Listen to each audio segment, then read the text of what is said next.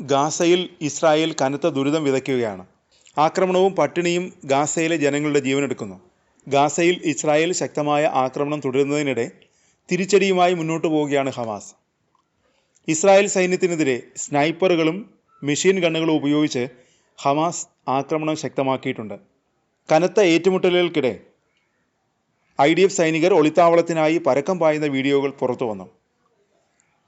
IDFന്റെ കൂട്ടക്കുരുതിക്കിടയിൽ ഗാസയിൽ ഹമാസുമായി ബന്ധമുള്ള സായുധ ഗ്രൂപ്പുകളും ആക്രമണം ശക്തമാക്കിയിട്ടുണ്ട്.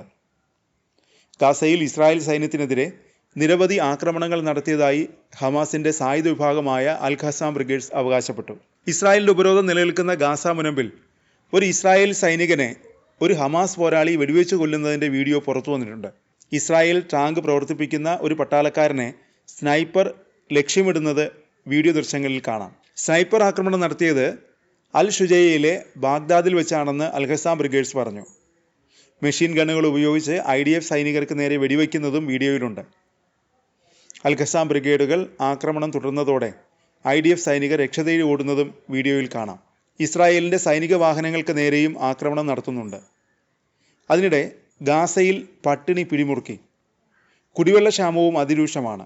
താപനില 40 ഡിഗ്രി സെൽഷ്യസിന് മുകളിലെത്തിയതോടെയാണ് ഗാസയിൽ കുടിവെള്ളക്ഷാമം രൂക്ഷമായത്. 22 മാസങ്ങൾ നീണ്ട യുദ്ധത്തിനിടെ നിരവധി ജലസ്രോതസ്സുകൾ ഇസ്രായേൽ തകർത്തു. ഇതും കുടിവെള്ളക്ഷാമം രൂക്ഷമാക്കി. യുദ്ധത്തിനിടെ തകർന്ന പൈപ്പ് ലൈനിലെ കേടുപാടുകൾ പരിഹരിക്കാത്തതും ജലവിതരണത്തെ തടസ്സപ്പെടുത്തിയിട്ടുണ്ട്. ബോംബുകളിട്ട കെട്ടിടങ്ങളുടെ അവശിഷ്ടങ്ങൾ പതിച്ചും മാലിന്യങ്ങൾ നിറഞ്ഞും ഗാസയിലെ ജലാശയങ്ങളെല്ലാം ഉപയോഗശൂന്യമായി. പകുതി തകർന്ന നിലയിലോ പൂർണ്ണമായി നശിച്ച നിലയിലോ ആണ് ഇവിടുത്തെ കിണറുകളെല്ലാം. ജലജന്യ രോഗങ്ങളും ഗാസയിലെ മനുഷ്യൻ്റെ ജീവനെടുക്കുന്നു. ആഴ്ചയിൽ ശരാശരി 10,000-ഓളം പേരാണ് പകർച്ചവ്യാധികളുമായി ആരോഗ്യ കേന്ദ്രങ്ങളിൽ എത്തുന്നത്. ഇവരിൽ ഭൂരിഭാഗം പേർക്കും മലിനജലം മൂലമുണ്ടാകുന്ന വയറിളക്കമാണെന്ന് UN ഏജൻസിയായ UNRWA അറിയിച്ചു. ഗസയിൽ ഇസ്രായേൽ ആക്രമണം ശക്തമായി തുടരുകയാണ്. അൽ-ഷിഫ ആശുപത്രിക്ക് നേരെ നടന്ന ആക്രമണത്തിൽ ഒരാൾ കൊല്ലപ്പെട്ടു. ഒരു കുട്ടി കൂടി മരിച്ചതോടെ ഗാസയിലെ പട്ടിണി മൂലം കൊല്ലപ്പെട്ടവരുടെ എണ്ണം 240 ആയി.